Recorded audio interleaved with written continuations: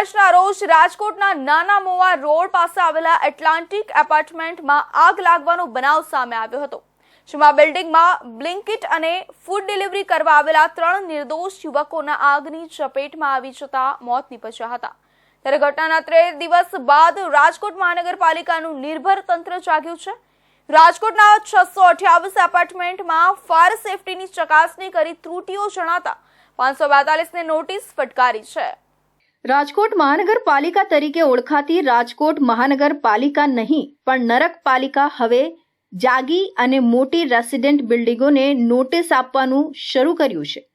આ તકે વાત કરીએ તો ગત 14 માર્ચના રોજ રાજકોટના નાના મોવા રોડ પાસે આવેલા એટલાન્ટિક એપાર્ટમેન્ટમાં આગ લાગવાનો બનાવ સામે આવ્યો હતો, જેમાં બિલ્ડિંગમાં બ્લેન્કેટ અને ફૂડ ડિલિવરી કરવા આવેલા 3 નિર્દોષ યુવકોના આગની ઝપેટમાં આવી જતા મોત નીપજ્યા હતા। ત્યારે ઘટનાના 13 દિવસ બાદ રાજકોટ મહાનગરપાલિકાનું નિર્ભર તંત્ર જાગ્યું હતું અને કામગીરી શરૂ કરી હતી। ત્યારે રાજકોટ મહાનગરપાલિકાના ડેપ્યુટી મ્યુનિસિપલ કમિશનર દ્વારા સમગ્ર બાબતે નિવેદન આપતા જણાવ્યું હતું કે બિલ્ડિંગમાં લાગેલી આગ બાદ તંત્ર દ્વારા વધુ તપાસ કરવામાં આવતા એટલાન્ટિક એપાર્ટમેન્ટમાં 10 વર્ષથી ફાયર એનઓસી ન હોવાનું સામે આવ્યું હતું, તેમજ ફાયરના સાધનો વર્કિંગ કરતા નહીં હોવાથી નોટિસ આપવામાં આવી છે। ત્યારે દુર્ઘટના બાદ જ કેમ મહાનગરપાલિકા તંત્રની ઊંઘ ઉડે છે અને એટલાન્ટિસ એપાર્ટમેન્ટની આગ અંગે હજુ તપાસ કરવામાં આવી રહી છે અને સાથે હવે શહેરમાં અન્ય કોઈ સ્થળે આવી દુર્ઘટના ન બને તે માટે અત્યાર સુધીમાં 628 રહેણાંક એપાર્ટમેન્ટમાં ચેકિંગ કરીને કુલ 542ને નોટિસ આપવામાં આવી છે। હજુ પણ શહેરના તમામ વિસ્તારોમાં રહેણાંક તેમજ કોમર્શિયલ બાંધકામોમાં ચેકિંગની કામગીરી ચાલી રહી છે। જે ચેકિંગ છે એ તો અવિરત ચાલી રહ્યું છે।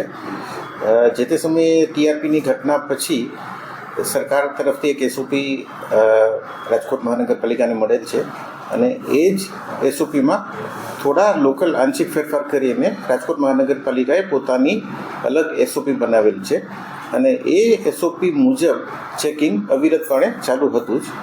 હાલ જે આપણને વધારાનું માનવબળ મળ્યું છે, જે ફાયર પ્રિવેન્શન વિંગ અંતર્ગત આપણને જે વધારાનું માનવબળ મળ્યું છે, એનાથી આપણે એ ચેકિંગને વધુ સઘન બનાવ્યું છે અને હાલ હું માનું છું છેલ્લા થોડા સમયમાં 500થી વધુ આપણે મિલકતોનો સર્વે કરી અને જ્યાં ત્રુટીઓ હતી ત્યાં આપણે નોટિસ આપેલ છે। આ પ્રક્રિયા નિરંતર ચાલુ રહેશે અને જ્યાં ત્રુટીઓ મળશે ત્યાં અમુક નોટિસ બાદ આપણે કાર્યવાહી કરવાની ફરજ પડશે। ત્યારે એક સવાલ એ પણ ઊભો થઈ રહ્યો છે કે જો 10 વર્ષથી ફાયર એનઓસી ન હતી અને એ બાબતે ફાયર વિભાગ દ્વારા નોટિસ આપી હતી તો તે કોને આપી હતી? જો એપાર્ટમેન્ટના બિલ્ડરને આપી હોય તો તે સમગ્ર ઘટના પાછળ જવાબદાર ગણાય અને જો એપાર્ટમેન્ટના પ્રમુખને આપી હોય તો તે જવાબદાર ગણાય। ત્યારે હાલ મહાનગરપાલિકા દ્વારા આજ દિન સુધી કેમ પોલીસ ફરિયાદ નોંધવામાં નથી આવી? ત્યારે શું રાજકોટ મહાનગરપાલિકા તરીકે ઓળખાતી નરકપાલિકા પણ શું આ ઘટના પાછળ જવાબદાર છે? તેવા હાલ ઘણા સવાલો ઊભા થઈ રહ્યા છે।